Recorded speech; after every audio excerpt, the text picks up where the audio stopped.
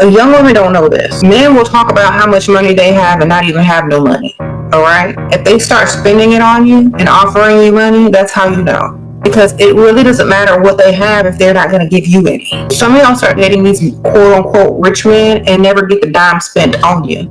You know, you showing up in public with these crypt keepers, dinner after dinner, restaurant after restaurant. They go home to their mansion, you go home to your wherever you live, and still ain't got no money. Status is totally different than someone who's generous and gives you money. You can go out with status, but also go out with generous at the same time, okay? You could say, yeah, you dating this dude, he's wealthy, he's got money and whatever and connections, but you can also be dating generous who also spends money and pay the bills. You ain't got to choose one, you can have both or more. Okay, y'all can be multi-dimensional. Do more, have more. But seriously, some of y'all be out here trying to date these rich men for their status, but you still broke. It doesn't go together. How are you gonna be dating somebody rich and can't even pay your bills and go shopping? Struggle. A lot of men are really jealous of women who are able to live off their beauty and make money off of their beauty. A lot of them wish they could do the same thing. A lot of men fantasize about what it would be like to be like a girl and what they would do. Like, think about if a dude was a girl for a day. If you're a girl for the day, what's the first thing you would do? Weird answer, bro. Probably get a train ran on me, bro. I beg your pardon? Yo, that's the first thing you thought of? What the? He'd be putting on hooker boots. He'd probably be getting and trying to make money because they think it's that easy for a beautiful woman. But when the world thinks life is so easy for you and everything is really in your favor, which beauty does give you those advantages, and everyone is treating you like you don't need help, then who's gonna help you? See where I'm going here? I hate when a man is flaunting all his money on Instagram or social media, and as soon as you ask him for money, he goes coast or quiet. Where was all that money you was talking about and flaunting on Instagram and social media? Like, I'm confused. You say you got it. You posting up with money and all these money in the envelopes and stuff, but now I'm asking you for money. Now you going ghost. Hilarious. I don't care if you're married to him. If he's not paying your mortgage, your light bills, your car insurance, your car note, stop having sex with him. Sex is for providers. Sex is for men that can take care of you if you get pregnant. These bums will push you out there to work even until your 8th month of pregnancy to help them because they're unable to provide your every need. Don't sleep with him. Kick him out the house. Put him on a couch. I don't care what you have to do, but men that cannot provide for you, your every need from head to toe, does not deserve your body. Your body is a blessing handcrafted by God. These devils don't deserve you. Strategic lies are someone lying for a purpose with the intention to deceive for personal gain. I had an ex like this. Have I told you the weather story? We were in Costa Rica, and I woke up after him in the morning and he's like, babe, you missed the biggest storm. I was like, really? I love storms. And he's like, yeah. I was like, hurricane winds and blah, blah, blah. And I was like, wow. We're walking around and I'm like, nothing's wet. There's no puddles. And I start to ask the staff, did it rain this morning? They're like, no. I asked the guests, were you guys up? Did it rain? They're like, no. I finally asked the manager and they're like, it would never rain right now. It's the dry season. I checked with the National Weather Service of Costa Rica. It didn't rain. And I confronted him and I was like, what the fuck is wrong with you? Why would you say that? I said, if you ever lie to me again, I'll never speak to you. And he exploded. No. Because I texted my friends about this. They're like, this is some Dateline shit. Like, this is bad, Shallon. This is bad. And I was like, I know this is bad. I confronted him. Somehow I ended up apologizing to him, right? You've been in that scenario. You're like, well, I'm sorry. Okay. He's like, I must have been dreaming. No one who's having a dream is that positional, you know? You're like, no, there was an elephant in the Walmart. That was a dream. There was not an elephant in the Walmart. No, sorry. But like he was like, nope, it rained. And I remember saying at the time to my friends, you know what? If he has to tell these weird little lies to, I don't know, seem interesting, have something to say, I don't know, that's fine. I know he's not lying to me about the big things. Spoiler alert, yes, he was. Everything. I believe now he was lying about where he went to college. I don't think he did go. His family, all the people he was cheating on me with, everything. And it's like, why? That was neither a white lie nor a strategic lie. And those are the ones that are really scary to encounter. So, little hot tip for you, if someone lies like that for sport, just for sport, fucking run. I'm telling you, God, please learn. Please learn from me. If you have a story about a liar, please comment it down below. Okay, this is it. If a man in your life and he does not provide, that man is dysfunctional. What do I mean by that? That man that you're with, if you're married to him or talking about getting married to him, or you guys are in a long-term relationship and he does not want to provide, there's something wrong with him. He is dysfunctional. He doesn't want to hold down a job. And if he does get a job, there's always something wrong with it, but he always has to make excuses to quit. There's something wrong with that man. That is a man that is dysfunctional. There's something wrong with him. He doesn't defend you. He doesn't protect you. There's something wrong with him. Men were created by God to provide and to protect. And if he does not want to provide, but it always makes an excuse and it's always leaning on you and you're doing everything you were doing before, there is something wrong with this man. He is dysfunctional. And you might want to take a second thought before entering into a long-term marriage with him. That's my tip. These are some early signs that the man that you're talking to is just not a provider. And if you see these signs, please run away, find someone else that will do what he does not want to do. Number one, if he mentions anything about money, about how girls ask for money and they like the finer things of life, and then complaining about how much the date is costing him or talking about money in general, that man does not want to pay for you. And if anything, he's like trying to tell you how much it is so you can feel guilty, and he kind of wants you to chip in. Even though he has to understand, if he is a man, he knows he has to pay for dates, but at the same time, he's going to complain about it to you. If you see that, just know he's going to ask you to contribute financially some way, somehow later on in the relationship. Even then, he's shaming women for wanting a man that is financially stable. That's a red flag that he is not a provider. Two, he talks a lot about how he loves that you're an independent woman. You are so good on your own, and he like loves how much that you take care of yourself. If he's constantly talking about the achievements of you as a woman, especially in the workplace, he is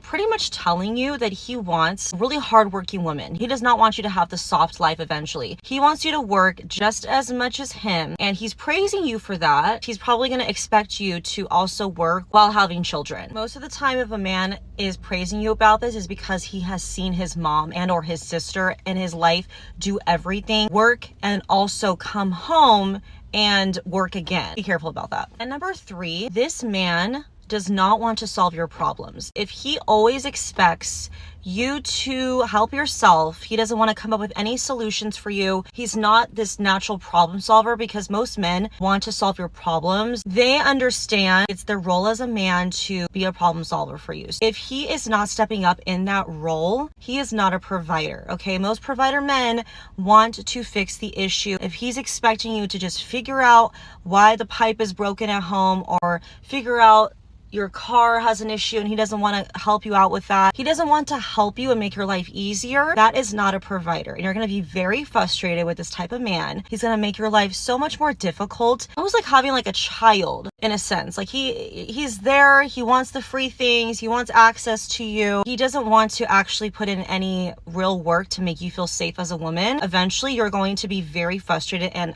you're not going to be emotionally taken care of. You're going to be in your masculine eventually. And this type of dynamic will never work for you long term as a woman. You need that man to step up for you financially, emotionally, mentally, all that. If I were you, I'd walk away now so you do not spend any further time with him. And especially if you have kids with this man, it is going to be hell. I'm sorry, sister, I don't feel bad for you because you're telling me that you slept with this man, you cooked for this man, you let this man in your home, and he made no form of commitment to you, no form of actions, and you are upset because of what exactly? Because he's not giving you what you feel like you deserve after you already gave him 100% of yourself. Baby, you deserve a 50-50 man. If you got a man that is okay with not taking care of his children, you deserve a 50-50 man. If you got a man that's okay with gossiping to you about his children's mothers, his baby's mothers, whatever the situation is, you deserve a 50-50 man. If you got with him strictly based off of potential, the illusion that you created in your mind of what he could be, but you didn't see anything aligning with that, no actions that align with that, baby, you deserve that 50-50 man. Okay? I don't know who raised y'all, but if mommy and daddy didn't tell you, Queen Mother AY is here to tell you, okay, baby, I love you so much. Peace. I feel like until you date a provider, you really don't know what that soft era for a woman really looks like. Let me break it down to you. A man that's a provider, they're not even going to ask you what you want to do when it comes to a date. They're going to tell you what you're doing. Because, see, the thing is, men that are providers, they've already done their research on you before they get you to know what type of woman that you are. Because they're prepared. They come prepared. They've already read the coursework. They've already studied the material so that they know what they need to bring to the table rather than asking you what you bring to the table. They're there to simply match and add, not subtract, not ask questions, okay? They're coming with solutions. That's what providers do. And it's so easy to be able to tell when a man is a provider and when he's not, just by the way that he acts, how he treats you, how he speaks, how he carries himself. Men that are providers are so gentle with you, like they would never do certain things or even say certain things because they already know that, like, okay, no, I can't treat her like this. I can't do her like that. Because it would almost be like offensive to their character and their morals. You know what I'm saying? Like, think of a very active and present dad of a daughter, like a girl dad. That is like what a provider is for a grown woman. They handle you with care. They prioritize you. They customize things so it's specifically for you. They're not giving you the same treatment that they gave somebody else. They include you in everything because they never want you to feel left out. They communicate with you constantly so that you never have to wonder. And they just study you overall. Like, they know your icks, they know your pet peeves, and they just pay attention. So if that man ain't doing none of that, 9 times out of 10, he's not a provider and he's not the man for you. Don't be stupid. Love y'all. Men who are broke are the least humble men in this whole entire world, okay? Most of them get away with them being stingy because they're broke. So you just think they can't provide for you. But in actuality, a lot of them are just very stingy also. Because if you really think about it, why are you dating when you don't have any money? How are you going to court this person with no money? So with all of that being said, I want women to know one simple thing. Just because you hold down a guy when he's broke and you are there for him when he has nothing, it will never, ever guarantee you a spot when he's up. If a man comes back around and says, hey, I want to give you the world now that I have the money and now that I can provide for you, know that is just a testimony to his character. Because trust and believe, a lot of these men, when they're broke and down and out, it takes a big hit to their ego. So when they finally start making money, they want to recover. And they're going to do that by trying to get the tens of the tens and the trophy wives. Trust and believe me. You can't provide for a woman. You can't provide for yourself. You got no money, no security, no insurance, no nothing. If you found a woman of your dreams, y'all got married next week. She got pregnant. Can you take care of a baby? That's what I mean. You're not ready. You're not even emotionally ready. What you're trying to feel with the woman, what manhood and masculinity and purpose should feel for you. Women are add-ons to a man who's already living a fulfilled life. Instead of putting in the work and the effort for self-improvement, modern men would rather use women to patch up the holes in their life. Hello? Ew. You're ugly. Oh my God. Don't look at me. She can't get the small things that she wants. She can't get her nails done and you can't pay for them. Right? So now you don't feel like a man because you can't provide. You know, they say a large percentage of marriages end, a lot of them because of finances. Yeah. We have what they call poverty-induced stress disorder. So when you grow up in impoverished environments, there's an increased chance that you're going to be stressed out, you're going to be depressed, right? And that actually culminates other illnesses, and it creates a cycle because now you can't pay for health care, right? So it just becomes deepened and worse and worse and worse. Right. And if you add that to a union, right?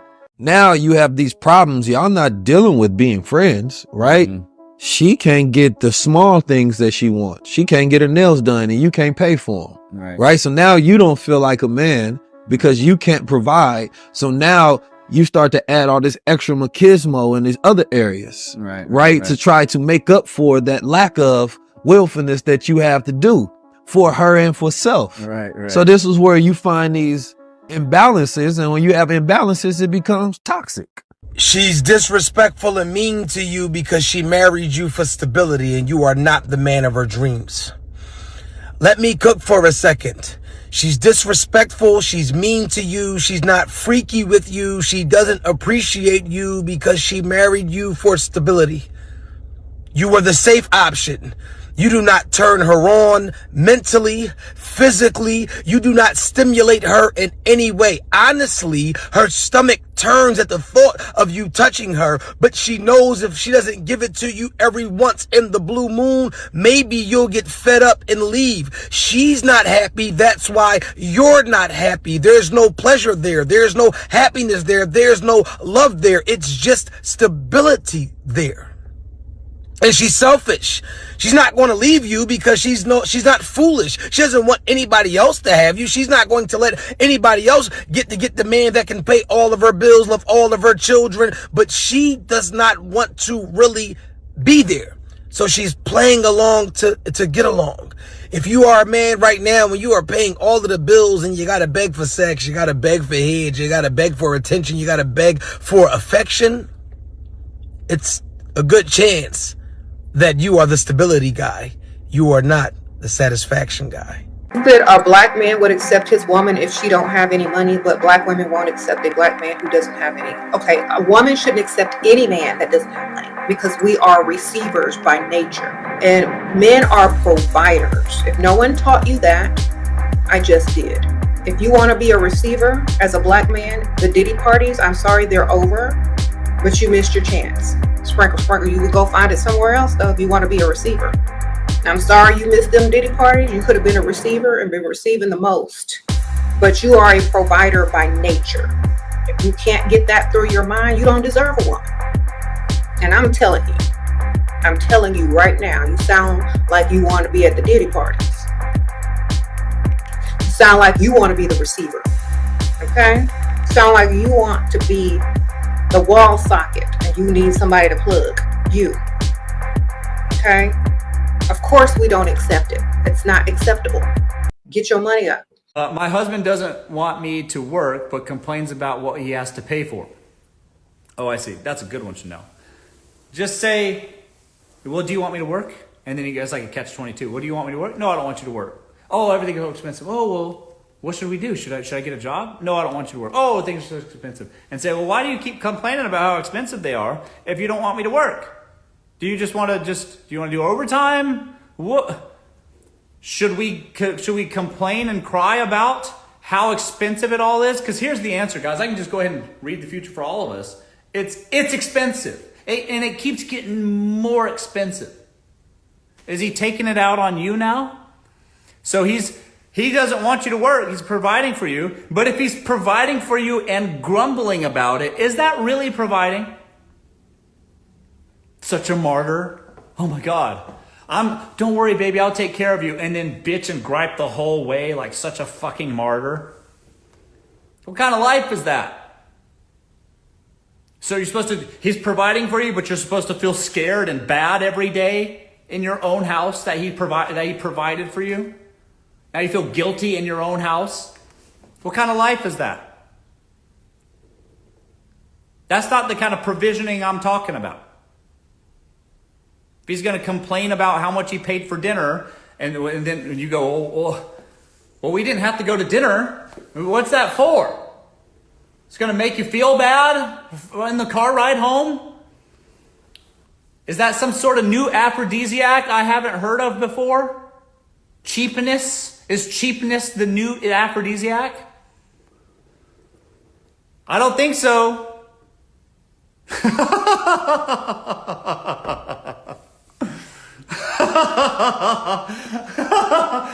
I didn't get the memo on that one. Nothing gets me in the mood like being cheap. Perfect. Sign me up. You should tell them that. Nothing puts me in the mood but complaining about the cost of things. My God, does it get me going.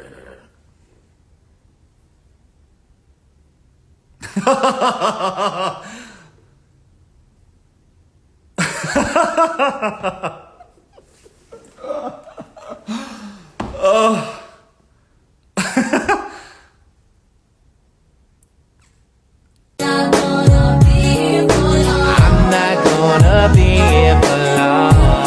Men are expected to pay for all the dates. Men are expected to pay for your nails, hair, all these things. In today's economy, it's a lot of money. It's a lot of money. Yeah. And so the thought is, it's like, why is that the norm? Why is that the expectation? What does a provider mean? Like, I just really hate this thing that men do where they try and gaslight women about the reality of the world that we live in. Why is that the norm? Why is that the expectation? As if something called the gender pay gap doesn't exist. As if we don't live in a patriarchal society. Unless you are on the front lines with us, fighting the feminist fight and pushing for equal pay, I don't think any man should be complaining about having to pay for your girlfriend or your partner. Like, what? Women did not have bank accounts like 50 years ago. We're literally still catching up. If you can understand that white people have a 400-year head start, and that's why black people have not been able to catch up with their wealth, then what's not clicking about women and dating and society? Men think that because they see a handful of successful women in media at the top that everything is okay. Well, we have black billionaires and black people have never been worse economically, so what now? Either way, I just want men to stop acting dense. You can be in an equal partnership and it's fine, but don't frame it as something that it's not. You're simply just not a provider. Words have meanings. You can't redefine it just because you can't measure up to the standards. I'm mainly just talking about this because I really hate when guys try and make it about the economy. If you're suffering in the economy, then imagine the woman who's not even making as much money as you. So, like, what do you want us to do? A lot of men will lead with money, but then become upset when your expectation is for them to spend some of it on you. Ladies, men fully understand that in this dating game, there is a requirement for them to show up financially.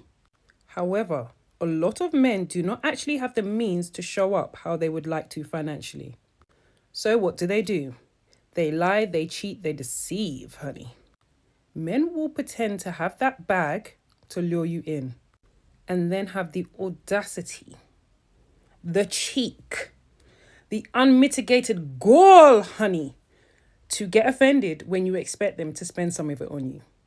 The truth is that a lot of these men are not stingy. They're struggling.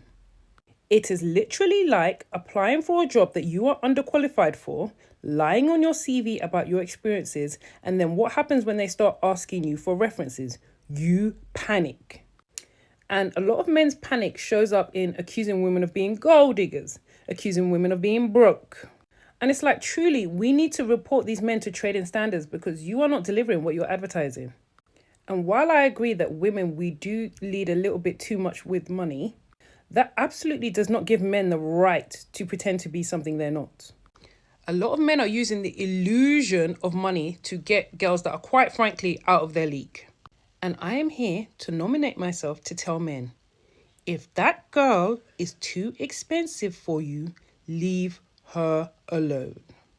Because if you know you need bread to date her, and when it's time to spend some of that bread, you're shuffling, shooing, hiding behind. Like, it's fine to date in your price range. And right or wrong, if you want the baddest, if you want the flyest, understand that they come with expectations. And respectfully, either meet those expectations or kick rocks. Now, like I always say, there's always an exception to the rule. For best results, assume it's not you. When a man is suffering in silence from his finances, he will become easily angered whenever topics of money come up, whenever topics of giving come up, and whenever topics of provision come up. Talk about it. Talk about it. He will be easily triggered, right? I know me personally.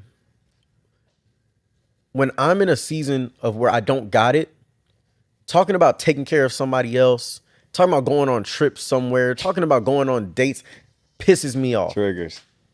The funny thing is, the person won't know. Like, my woman won't know. She won't be realizing because I haven't told nobody. I'm suffering in silence. I'm not opening up about what I'm going through. But I became so mad every time she would bring up a conversation about anything that involved money. Why are you always sending me TikToks about places to go eat or going to date in Houston? Leave me alone. I'm broke. Everything that costs too much would anger me, man. It would piss me off, bro. I would be triggered so easily.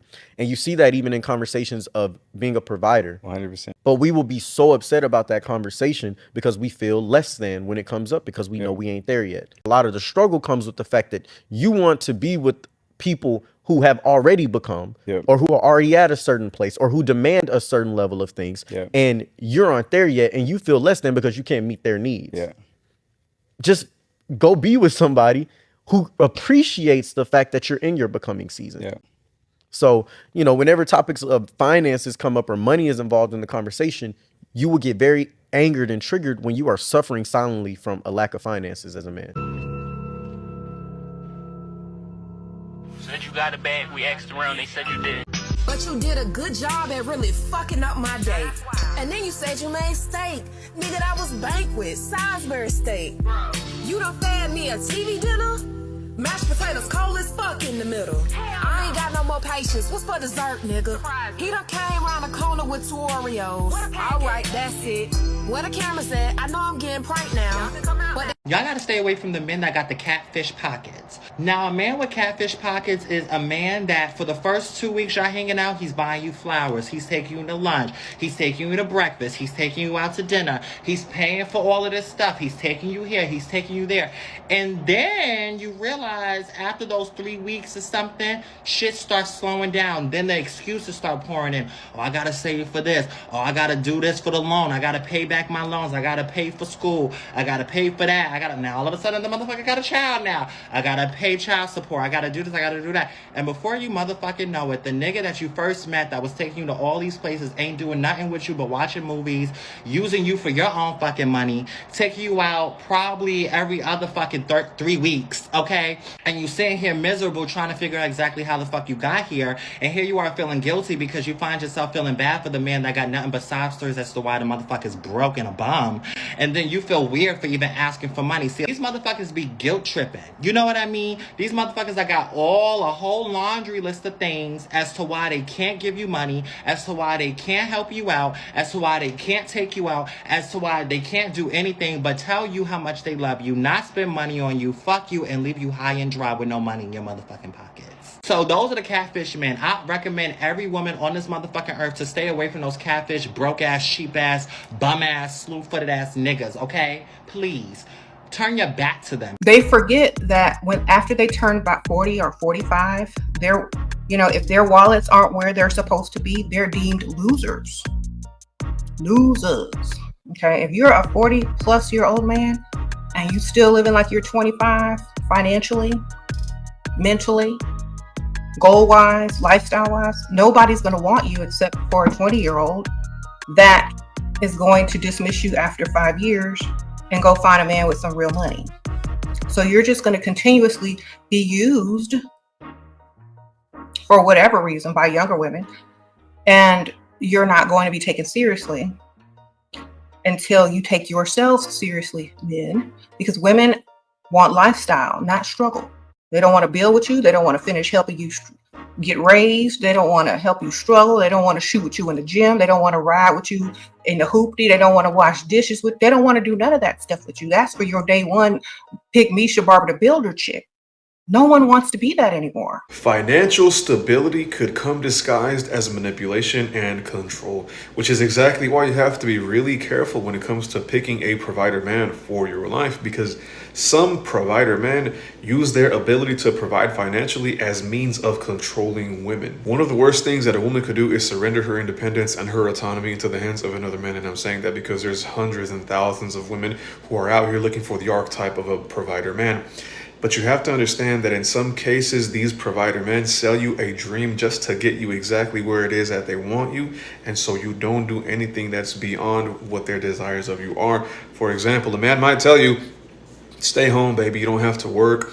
You don't have to go clock in at a 9 to 5. You don't have to own a business. You don't have to do any of that.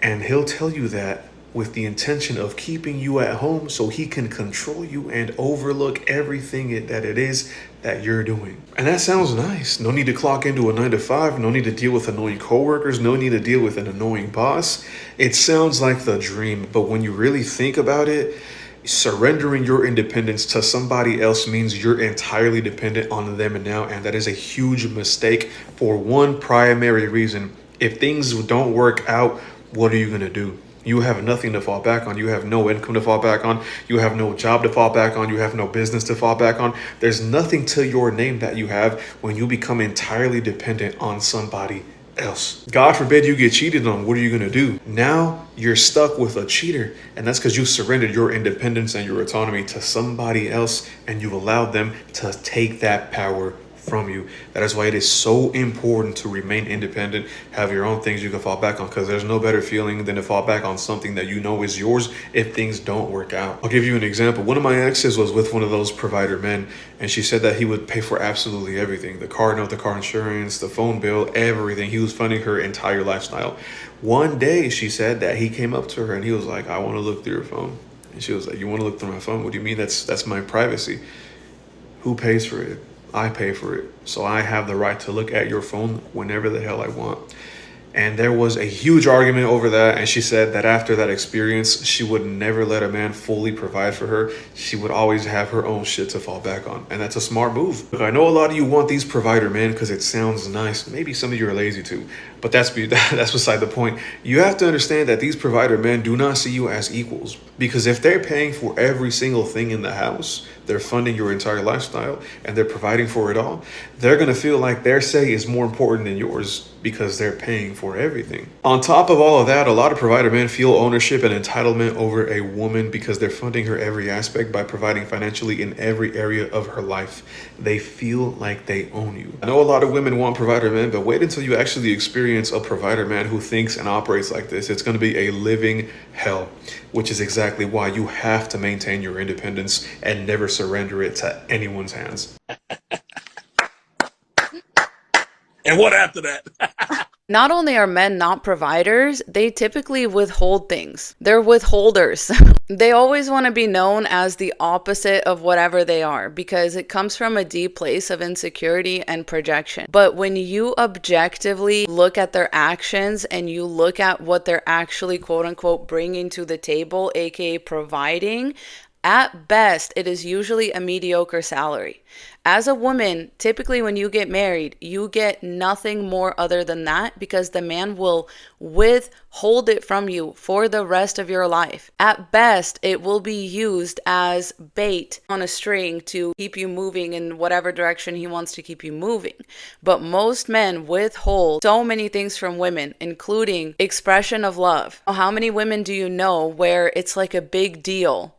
A huge deal whenever their husband says, I love you, or tells them you look pretty or something like that. That's withholding, by the way. A lot of men withhold emotional intelligence, right? They pretend like they don't know or that they can't learn how to be an emotionally intelligent person, how to conduct yourself in an argument without shutting down, stonewalling, all of these things. They just would rather not do it, so they withhold that from you. They withhold emotional labor from you and from your family. A lot of times when dads are dealing with kids, they go straight to physical corporal punishment or like yelling. Others get upset with that because they are trying to actually build relationships with their children, and that takes emotional intelligence. And so most men are literally withholding that from their entire family, and they know that there are tools out there like therapy, even just like journaling and shadow work. They know that those tools are out there.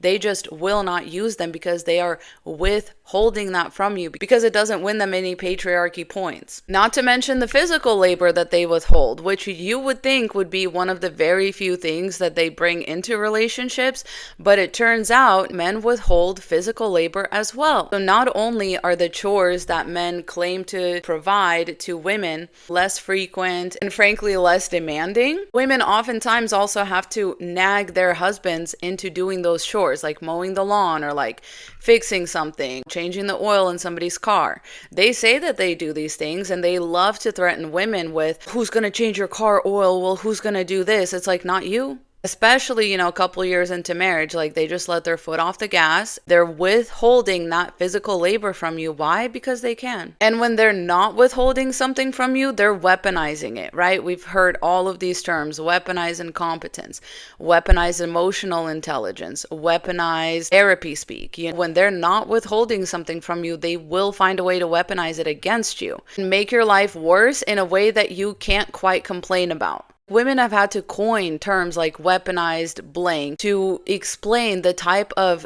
gaslighting, shitty behavior that men will do instead of just contributing to your life, instead of just doing it right, instead of just taking the time to learn to do something. They will take the time to do it in a shitty way so that you don't ask them to do it again. Provider where? What are you providing? And so in reality, what most men end up providing to women is single motherhood, loneliness, autoimmune diseases, psychological effects, CPTSD, and they provide children that they don't take care of. They provide a mediocre salary where you still have to clip coupons before you go grocery shopping, where you can't afford things for your kids, and he doesn't help at home either. They will provide you a house that's falling apart. They'll get mad when you call somebody else to fix it or to do the work that he's not willing to do, because it was never about that. He could always do the work. He just wanted you to be miserable. He wanted to withhold something from you, because that's how men exercise control. And that's why, for me, the patriarchy always goes back to